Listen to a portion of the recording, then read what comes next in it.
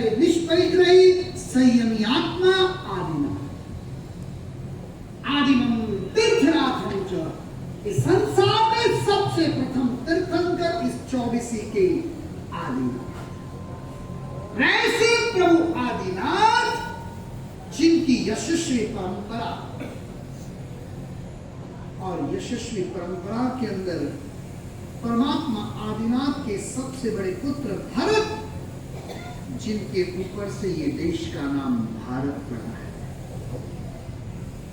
दुष्यंत के पुत्र भरत के ऊपर से भारत नाम नहीं, प्रभु आदिनाथ के पुत्र भरत के ऊपर से भारत नाम पड़ा है। ये बात हमारे आगम शास्त्रों में तो आती है, लेकिन वैदिक पुराणों के अंदर भी ये बातों का विशेष रूप से उल्लेख है। कुछ दिन पहले उत्तर प्रदेश के मुख्यमंत्री योगी आदित्यनाथ जी ने ये बोला था कि दुष्यंत के पुत्र भरत के ऊपर से ये भारतवर्ष का नाम है। तुरंत लोगों ने उनका संपर्क किया और प्रमाण दिए, ईमानदार योगी आदित्यनाथ जी, और उन्होंने भर सभा में वापिस कहा, मेरी गलती है, मैं सुधारता हूं। ये भारत देश का नाम प्रभु आदिनाथ के पुत्र भरत के ऊपर से पड़ा है। ये भारत आदिनाथ की देन है। ये भारत भरत महाराजा की पवित्रता की अद्भुत यशोगाथा है। और इसीलिए भारतीय संस्कृति के अंदर, भारतीय माटी के अंदर धर्म के संस्कार है, संयम के संस्कार है, पवित्रता के संस्कार है, परोपकार के संस्कार है। एक दूसरे को अपना करके उसको कल्याण में कल्याण मित्र बनते हुए भारत को पवित्रता की ऊंचाइयों पर ले जाने का आदर्श प्रभु आदिनाथ से चला।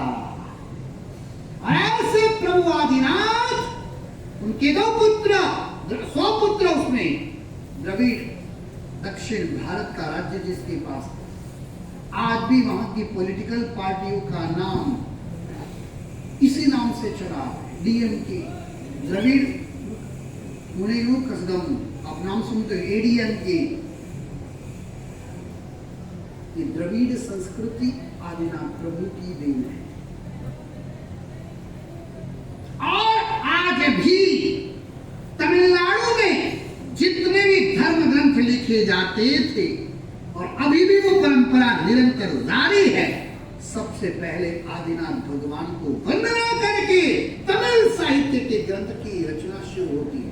कोई भी धर्म हो, कोई भी जाति हो, सबसे पहले आदिनाथ। बड़े से बड़े धर्म ग्रंथ तमिल साहित्य उठा करके देखे, प्राचीन जितने ग्रंथ है, सबसे पहले आदिनाथ भगवान को वंदना।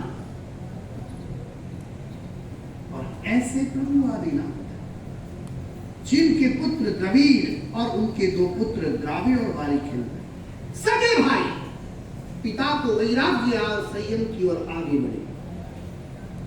भगवान राम के पिता दशरथ स्नान करके आए, अरिसे के सामने एक सफेद बाल ठीक करते हुए देखा, राज्य छोड़ करके भिक्षा दे। यानी पहले ये परंपरा होती थी कि सफेद बाल दिखे या बाल उतरने लग जाए तो तुरंत पुत्र को स्थान देकर के दीक्षा ले लेते। अब तो क्या करते हैं?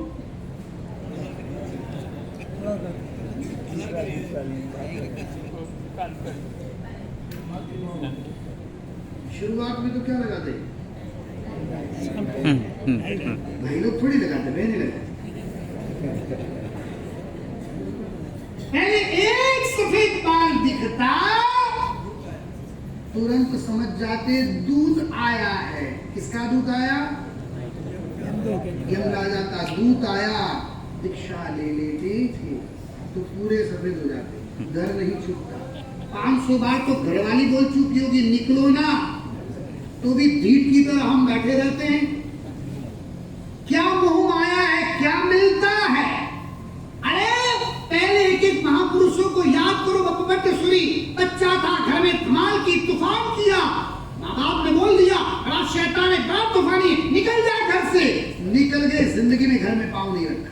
जिसने जन्म दिया वो बोले घर से निकल जा, उस घर में पांव कैसे रखूं? जिसको शादी करके लेके आए, आप उनको बोलो घर से निकल जा, आप इनको बोलते हो घर से निकल जा, फिर निकलते क्यों नहीं हो? क्या आपके यहाँ तो ऐसा होता नहीं है? बड़े सज्जन है, धार्मिक है, आपके यहाँ तो कभी ऐसा होता नहीं होगा ना?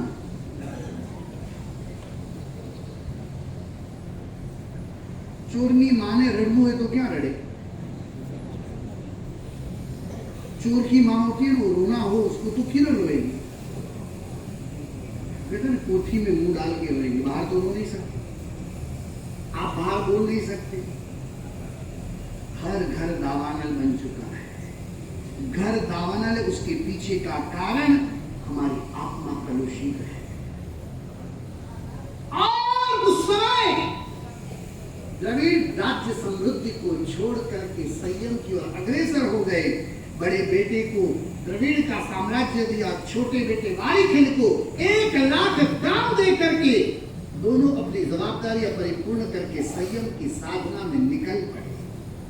न राज्य चाहिए, न परिवार चाहिए, न पत्नी चाहिए, न बच्चे चाहिए, न सगे संबंध चाहिए, न शरीर का ममत्व चाहिए। जब तक शरीर का ममत्व नहीं टूटता तब तक संयम उदय में नहीं आता। पर एक सूत्र याद रहे, मोक्ष में सबसे बड़ी बाधा ये शरीर है। मोक्ष में सबसे बड़ी बाधा ये शरीर है। और इसलिए भगवान प्रहार करते अनित्यानि शरीर, शरीर अनित्य है। और वो भावों को हृदय में उजागर करते हुए द्रविड़ ने संयम प्राप्त कर लिया, आत्म साधना में लीन हो गए, मस्त हो गए। अरे दिनों नहीं महीनों महीनों तक गुफाओं के अंदर, जंगलों के अंदर कायस्थ ध्यान में रहते। अब आसपास में इस संसार का कोई महत्व का आलंबन नहीं, कोई द्वेष का आलंबन नहीं। संयम लेने के बाद आंतरिक शत्रुओं के साथ युद्ध शुरू होता है। आंतरिक दुनिया, इंटरनल वर्ल्ड, उसके अंदर जाकर के मेरी आत्मा के अंदर कौन से दोष है उसकी गवेषणा करते हुए उसका निवारण करना, मेरी आत्मा में कौन से गुण है भगवान के साथ अनुसंधान जोड़ करके संपूर्ण गुणवान बनना, और संपूर्ण गुणवान बन करके भगवान बनना, उसकी साधना ध्यान की पराकाष्ठा से प्राप्त होती है। और ऐसे ध्यान की अग्नि के अंदर महीनों महीनों तक वो महापुरुष ध्यान साधना में चले जाते। दोनों भाइयों को राज्य दे दिया, निश्चिंत हो गए।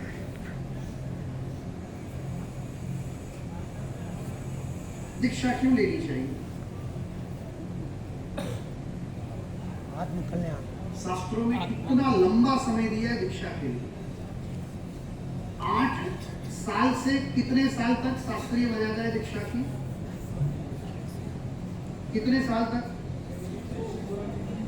70 तक की मर्यादा है। 70 साल तक भाव नहीं आता। कभी विचार किया कितना चारित्र मोहनीय का उदय है? एक बात पूछूं, इस जन्म में जो घरवाली मिली है या इस जन्म में परमात्मा जैसे पतिदेव मिले, बोलना नहीं, मन में समझ जाना, हर जन्म में यही पति मिले, हर जन्म में यही पत्नी मिले, बोलो मंजूर है? बोलना नहीं। हमारा साथ तोबा तोबा, ये मिली अब कभी ना मिले। तो मिली क्यों और मिले क्यों? सब कर्मों का खेल है। चूहा और बिल्ली बनने की प्रक्रिया यानी पति और पत्नी की प्रक्रिया, सांप और नेवला बनने की प्रक्रिया यानी पति और पत्नी की प्रक्रिया, एक दूसरे के प्रति सर्वाधिक आवेश, आक्रोश, विद्वेष। ऐसा क्यों? कई प्रवचन में सारी बातें सुन रहे थे। क्यों क्रोध, क्यों मान, घर में क्यों कपट? भाग्यशाली आत्मा है जिस आत्मा को निर्मल बनना है, जिस आत्मा को पवित्र बनना है, जिस आत्मा को परंपरा में परमात्मा बनना है, वो आत्मा की दृष्टि बहुत अलग होती है। द्राविड़ और वारिखिल अपने अपने साम्राज्य के मालिक, साम्राज्य के विस्तार के लिए, समृद्धि के लिए अथक पुरुषार्थ कर रहे थे। वारिखिल की धन संपत्ति बढ़ती चली गई, लोगों के अंदर वारिखिल के प्रति प्रेम बढ़ता गया। राजा राजा नहीं, भगवान है। निरंतर यश कीर्ति फैलती गई, निरंतर समृद्धि फैलती गई। जहाँ प्रेम होता है, जहाँ मैत्री होती है, जहाँ परोपकार होता है, जहाँ सबके हित का चिंतन होता है, वहाँ लक्ष्मी बढ़ती है। एक नीति सूत्र में अद्भुत बात आती है, दंतक क्लेश। जिस घर में झगड़ा होता है उस घर में लक्ष्मी टिकती नहीं है, लक्ष्मी आती नहीं है, और हो तो चली जाती है। दंतक क्लेश का आप समझ गए? जिस घर के अंदर झगड़ा हुआ बार बार होता रहे, लक्ष्मी यूं चली जाती, कमा लो कितना भी नहीं टिकेगी। और इसीलिए भी सुना आनंदगंजी महाराजा क्या बोल रहे हैं, क्लेशे वासित मन संसार, क्लेश रहित मन ते भव पार। साईं बाबा सुपूज्य जीवनदास की क्या अद्भुत स्तवना है। क्लेश से वासित मन है वही संसार है, और क्लेश रहित मन ये भव पार कर देता है आत्मा को। और ऐसी अद्भुत साधन। अब छोटे भाई की यश कीर्ति बढ़ती गई, धन संपत्ति बढ़ती गई, चारों ओर यश कीर्ति फैलती गई।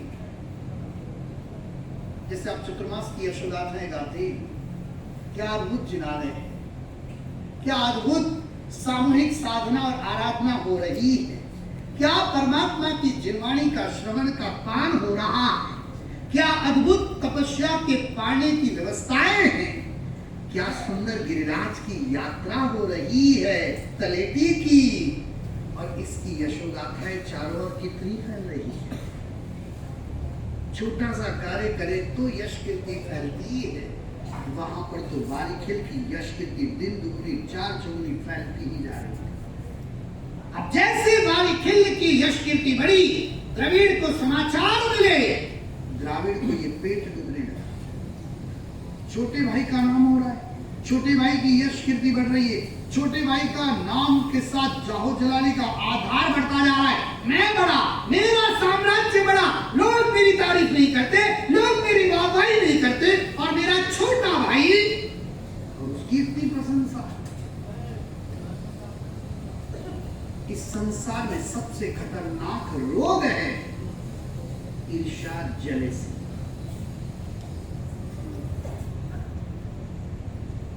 ये क्रोध की जननी,